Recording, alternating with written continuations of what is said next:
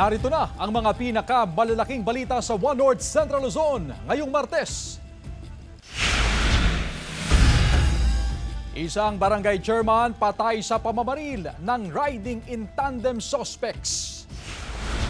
Babae hinablutan ng bag at kinaladkad pa ng suspect. Insidente sa pool sa CCTV. 6.8 billion pesos na halaga ng shabu na natagpuan sa dagat sa Pangasinan at Ilocos Sur, pinaniniwalaang galing sa Golden Triangle ng Southeast Asia.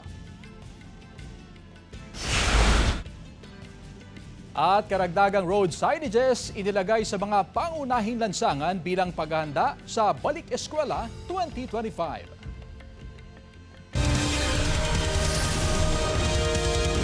Ito ang GMA Regional TV, One North Central Luzon.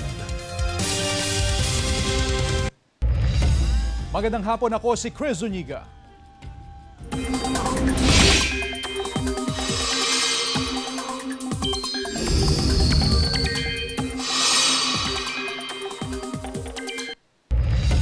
Mga kapuso, naging bagyo na yung low pressure area pero nasa labas pa rin yan ng Philippine Area of Responsibility. Huli itong nakita sa kanluran ng Iba Zambales at kumikilos pa southwest sa bilis na 15 kilometro. Palayo na rin ito sa bansa pero patuloy na hahatakin yung southwest monsoon o habagat na magdadala ng maulang panahon lalo na sa kanlurang bahagi ng bansa. Base sa datos ng Metro Weather, may mga kalat-kalat na ulan sa northern at central Luzon. Malalakas ang ulan sa maraming probinsya, kaya maging alerto pa rin sa banta ng baha o landslide. May tsansa rin ng mga pagulan sa iba pang bahagi ng bansa.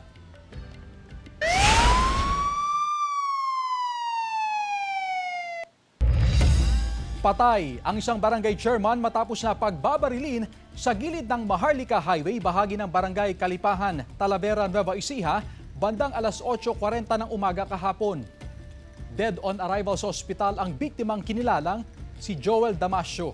Sugatan naman at nagpapagaling sa ospital ang Bantay Bayan na kasama ng barangay chairman noong siya ay pagbabarilin. Sa paunang investigasyon ng pulisya, galing sa Brigada Eskwela ang biktima at pauwi na sana nang madaanan niya ang Bantay Bayan. Habang nag-uusap ang dalawa sa gilid ng kalsada, ay pinagbabaril sila ng mga hindi pa nakikilalang sospek na lulan ng motorsiklo. Tumakas sa mga sospek matapos ang pamamaril. Wala pang pahayag ang mga kaanak ng biktima.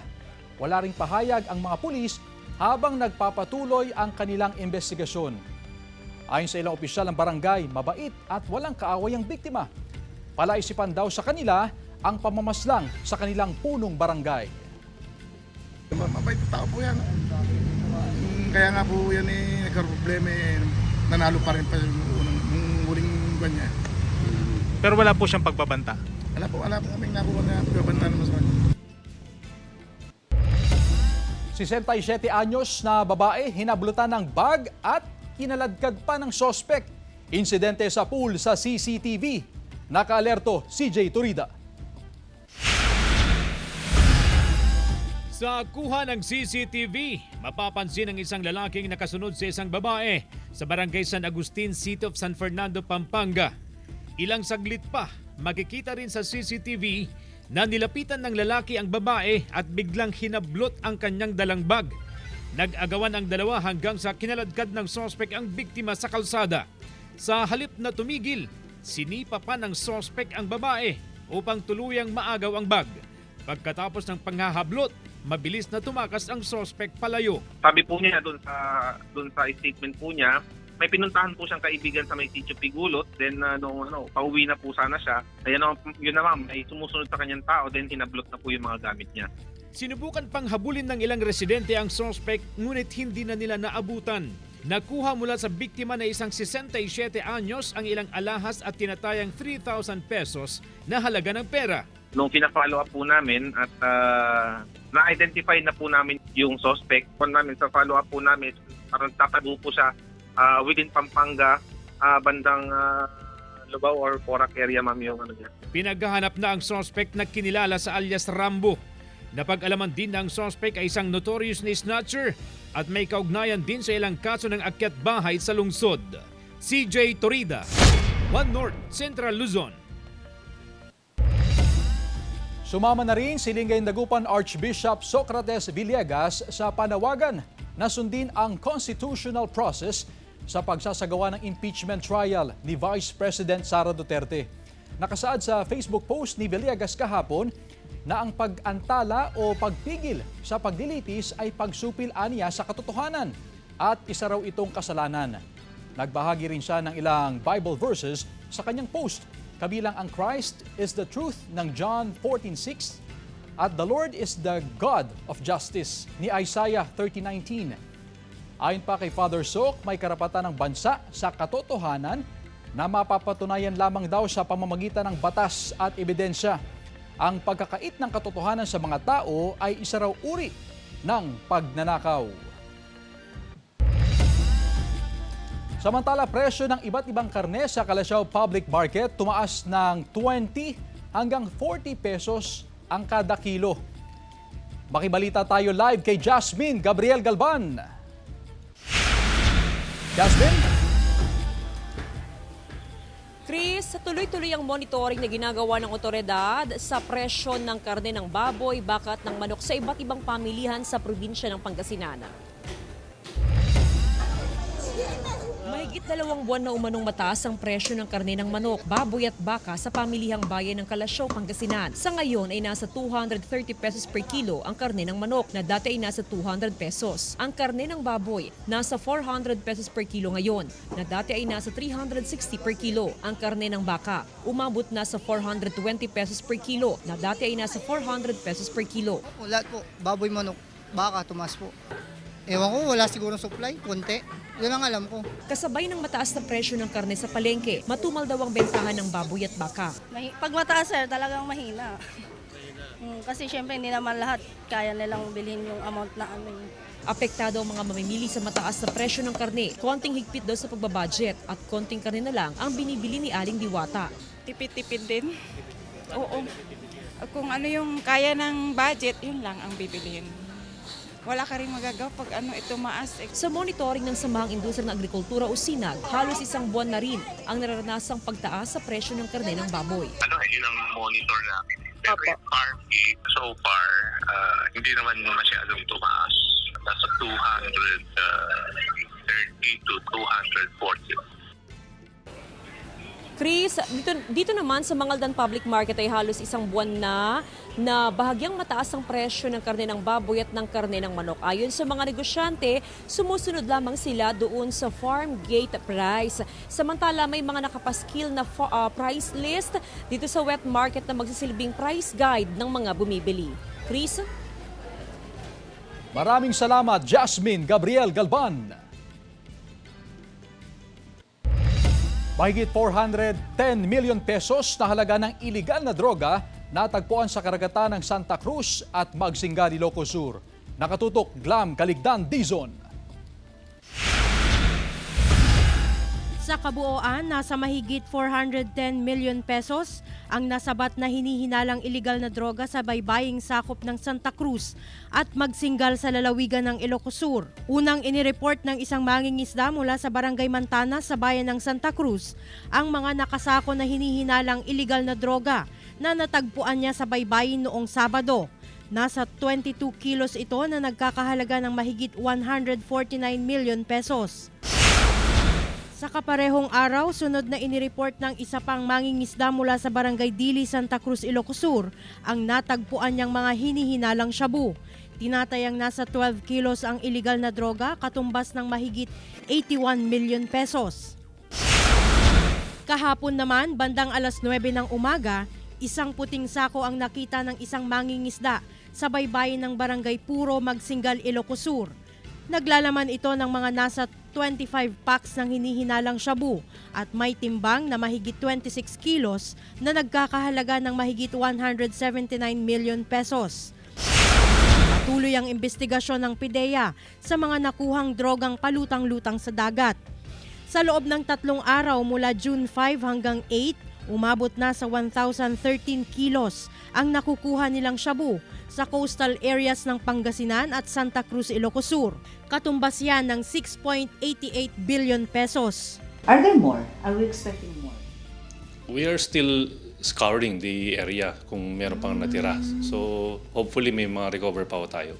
Bago nito, may nakita ring nasa 1.2 bilyong pisong halaga ng floating shabu sa dagat sa Zambales noong May 29. Paniwala ng PIDEA, galing yan sa tinatawag na Golden Triangle sa Southeast Asia na isa raw transnational drug syndicate. Ito yung boundaries of Myanmar, Thailand, and Laos. Diyan kasi yung mga malaki ang production ng shabu. Malaking grupo raw ito na nag-ooperate sa Asia-Pacific region, maging sa North America at Europa. Meron daw umbrella organization ang mga ito at may mga local counterparts sa iba't ibang bansa, kabilang ang Pilipinas. Sabi ng PIDEA, modus anila ng grupo na itapon ng mga shabu sa dagat. Patuloy ang investigasyon ng PIDEA sa sinasabing mga floating shabu. Glam Calicdan, D-Zone, 1 North Central Luzon.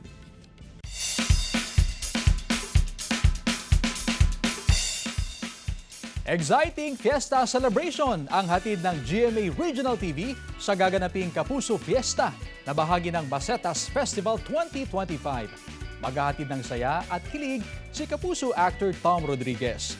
Makikipiesta rin ang cast ng Cruz vs. Cruz na sina Christopher Martin at Lexi Gonzalez. Kasama rin ang cast member ng Maka na sina Josh Ford at Sparkle artists Marian Osabel at Chloe Redondo. Hosted by Pepita Curtis. Bukas na yan mga kapuso, June 11, Miyerkules, 7 p.m. sa New Municipal Grounds na Paco Grande, Reyna Mercedes Isabela. Kita-kits mga kapuso.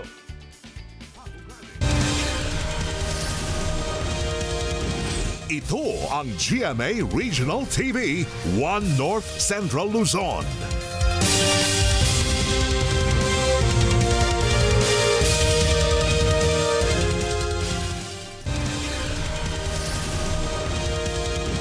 Ito ang GMA Regional TV 1 North Central Luzon.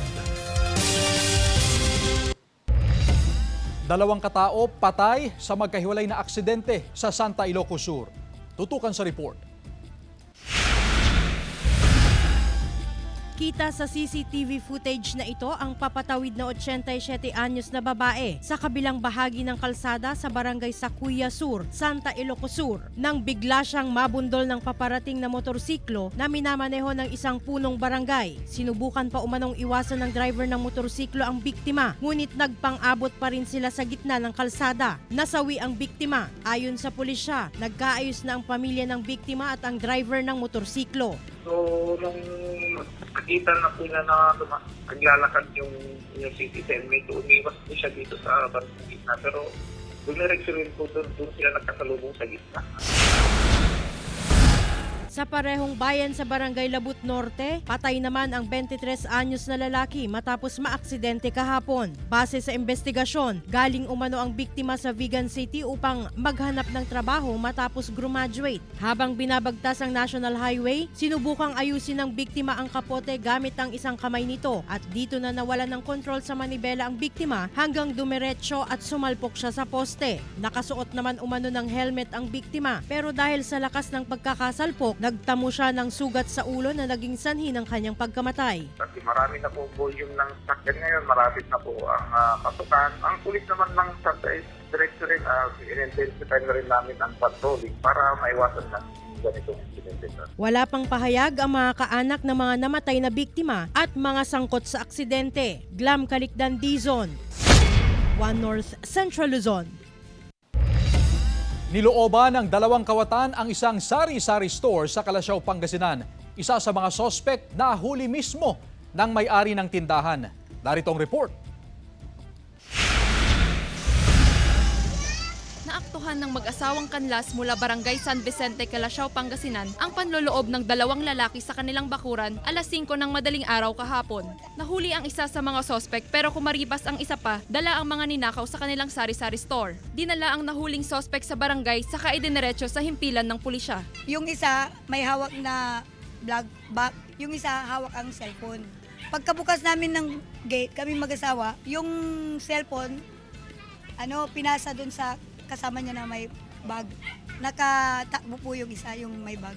Yung isa nahuli namin. Ang alam namin talaga dito, dumanta yung tsinelas niya, nandito po. Hindi na-recover ang ninakaw na mamahaling cellphone at pera na nagkakahalaga ng 600 pesos. Tubong Barangay Karanglaan, Dagupan City ang nahuling 26 anyos na sospek na wala pang pahayag. Patuloy na hinahanap ng otoridad ang isa pang sospek. Inaalam natin yung pagkakilanlan niya dahil itong nakahuli, hindi niya talaga binabanggit kung anong pangalan o taga saan yung kasama niya. Sir, na-inquest na po ito kahapon. Yung kaso nitong nahuli, pareho din sa kaso dun sa nakatakas po. Kasama si Ron Taniedo, Jewel Fernandez, One North Central Luzon. Nagmistulang domino ang mga poste ng kuryente matapos matumba sa kahabaan ng Provincial Road sa Barangay Bulusan, Kalumpit, Bulacan noong Sabado, June 6. Ayon sa Kalumpit MDRRMO, pasado alas 4 ng hapon nagsimulang magbagsakan ang mga poste matapos mabuwal ang isa dahil sa lumambot na lupa. Pumutok din ang ilang kable na nagdulot ng panganib sa mga residente at pansamantalang pagkawalan ng kuryente sa lugar. Sa kabuuan, 16 na poste ang natumba. Agad rumesponde ang electric company at matapos ang halos 24 oras, naibalik din ang supply ng kuryente sa lugar. Wala naman pong ipo-ipo na nangyari. Lumambot lang po talaga yung lupa. Actually po lahat ng poste po dun sa may tabi nung provincial road po na yun, babad po sa tubig. So malambot po siya. Karagdagang road signages inilagay ng Poso sa mga pangunahing lansangan bilang paghahanda sa Balik Eskwela 2025. Sundan sa report. Nagdagdag pa ang Public Order and Safety Office ng road signages sa ilang pangunahing lansangan sa Dagupan City. Paghahanda ito sa pagdami ng mga sasakyan na papasok sa lungsod sa pagbabalik eskwela ng mga estudyante. Sa bahaging ito ng Arellano Street, makikita ang mga bagong karatula na nagbibigay paalala sa mga motorista. Isa sa mga tututukan ng Poso ang no parking policy. Marami pa rin daw kasing motorista ang kung saan-saan pumaparada. Isiigpitan na po namin yung mga ordinansang ipapatupad po namin gaya ng mga tamang babaan, sakayan at tama kong parkingan po. Tinikitan ng Post Enforcer ang 3 magkakatabing sasakyan na ito na iligal na pumarada sa lugar. Unattended ang 2 motorsiklo at tricycle kaya inipit na lang ang citation ticket sa mga sasakyan. Kinuhanan din ng larawan. Aminado ang ilang motorista na maraming pasaway kaya dapat lang hulihin ang mga nag-i-illegal parking. Talagang maganda para maluwag ang daan sa Dagupan para susunod sila sa batas trapiko. Maigpit din sila sa mga jaywalker. May inilagay na karatula sa panulukan ng A.B. Fernandez Avenue at Arellano Street. Kasama si Daryl Peralta, CJ Torida, One North Central Luzon. Napasigaw sa tuwa ang mga residente sa Puro, Magsingal, Ilocos Sur dahil sa sangkaterbang maliliit na isdang monamon na naglutangan sa dagat. Ayon kay Milagros Pagod, nagulat sila nang biglang lumutang ang mga isda matapos na buksan ang flashlight. Dahil sa dami, todo ang paghakot at mabilis na napuno ang kanilang styro box. May 20 bangka pa raw na kasama nilang nanguha ng monamon sa lugar. Labis naman ang kanilang pasasalamat dahil sa biyaya na kanilang natanggap.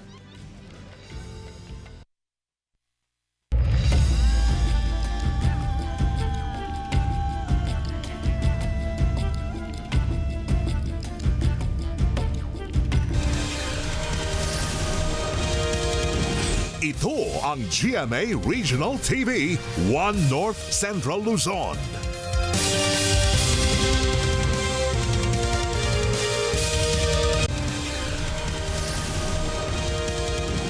Ito ang GMA Regional TV, One North Central Luzon. Aprobado na ng Kamara sa ikatlo at huling pagbasa ang panukalang magpapahaba ng termino ng mga barangay at sangguniang kabataan officials mula 3 taon. Inaprubahan ng Kamara ang House Bill 1-1-2-87 na gawin itong 6 na taon. 153 na mambabatas ang pumayag dito. 4 ang tumutol at may 1 abstain. Bukod sa haba ng termino, Nililimitahan din ito ang pananatili sa pwesto ng barangay officials sa dalawang magkasunod na termino. Isang termino lang sa mga miyembro ng SK. May kaparehong panukala ito sa Senado na naaprubahan din ngayong taon. Pero imbes na 6 ay 4 na taon ang panukalang termino. Kailangan itong dumaan sa Bicameral Conference Committee para pag-isahin ang panukala bago i-transmit sa Malacanang para sa pirma ng Pangulo. Nahulog sa bangin ang isang dump truck matapos makabanggaan ang kasalubong na dump truck sa paakyat na bahagi ng Mount Lamin sa Pidi, Ilocos Norte. Sa investigasyon, paakyat sa kalsada ang dump truck na minamaneho ni Mike Agbayani Borja habang pababa naman ang dump truck na minamaneho ni Jefferson Albano Domingo. Nakargado ng 20-tonner bag ng semento. Nabangga ni Domingo ang kasalubong na truck sa kurbadang bahagi ng kalsada. Matapos mawalan ng kontrol sa manibela si Domingo, tumalon ito palabas ng truck habang dumiretso naman ang truck sa 5 metrong lalim ng bangin. Itinakbo sa ospital si Domingo na nagtamo ng sugat sa katawan. Wala namang tinamong sugat si Borja. Ayon sa pulisya, nagkaroon na sila ng inisyal na pag-uusap ang magkabilang panig. Wala pa silang pahayag. Deadline sa pagsumite ng SOSE ng mga komandidato sa 2025 midterm elections hanggang bukas na lang. Narito ang report. Bukas na ang deadline ng pagsusumite ng Statements of Contribution and Expenditure o SOSE ng lahat ng mga komandidato sa nakaraang 2025 midterm elections. Nagtakda ang COMELEC ng 30 araw pagkatapos ng eleksyon para makapagsumite ng SOSE ang mga komandidato. Sa Dagupan City, 27 ang komandidato sa nakaraang eleksyon. Nakaano naman na tayo, 85% ng lahat ng candidates ay nakapagsumite, so we're still waiting for the remaining I think nasa 5 na lang yung hinihintay natin until tomorrow. 100% naman na raw na mga nanalong kandidato sa lungsod ay nakapagsumite na ng SOSE. Kung nagkataon na bigong makapagsumite ng SOSE ang isang nanalong kandidato, hindi makakaupo sa pwesto ayon sa COMELEC. Nakasaad sa Section 14 ng Republic Act 7166 na ang hindi pagsusumite ng SOSE ay isang administrative offense at maaring magmulta ng 1,000 hanggang 30,000 pesos. Mas mataas ang multa sa ikalawa at ikatlong offense na 2,000 hanggang 60,000 pesos depende sa pagsusuri ng COMELEC. And syempre, kung naulit pa yan sa susunod na eleksyon na hindi kayo makapag-file, subject to perpetual disqualification na kayo. Panawagan ng COMELEC sa mga hindi pa nakakapagsumite ng SOSE. You are given until tomorrow. Wala na pong extension ang pagpapile ng SOSE. Kasama si Daryl Peralta, CJ Torida, One North, Central Luzon. Ilang residente kine-question ang paniningil ng garbage fee kahit raw may nakalaan daw na pondo ang barangay. Ang detalye sa report. Ilang linggo na rin hindi nagbabayad ng garbage fee si Aling Tessie mula nang mabalitaan na meron naman daw palang pondo ukol dito ang barangay Gilig, Mangaldan, Pangasinan. May budget, hindi na. Dahil hirap ng pira. May budget pala. Oo, patapos sisingilin ka. Aminado mga opisyal ng barangay na mayroong 240,000 pesos na aprobadong budget para sa basura ngayong 2025. Pero kulang daw ito sa pambayad sa basurang dinadala sa transfer facility ng bayan. Kada buwan, umaabot sa 40,000 pesos hanggang 50,000 pesos o mahigit sa kalahating milyong piso kada taon ang binabayaran ng Barangay Gilig sa LGU para sa garbage fee.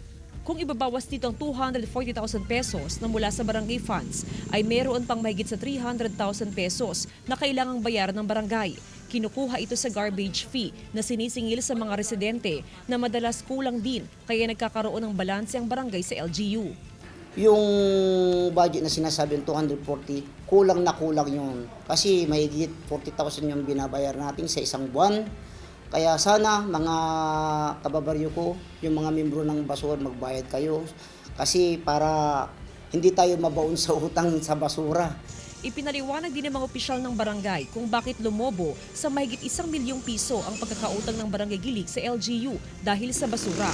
Ang nasa 1.4 million pesos dito ay pagkakautang pa bago ang barangay elections noong 2023. Nasa halos 100,000 pesos lang ang pagkakautang ng kasalukuyang administrasyon sa LGU ngayong 2024 hanggang sa kasalukuyan.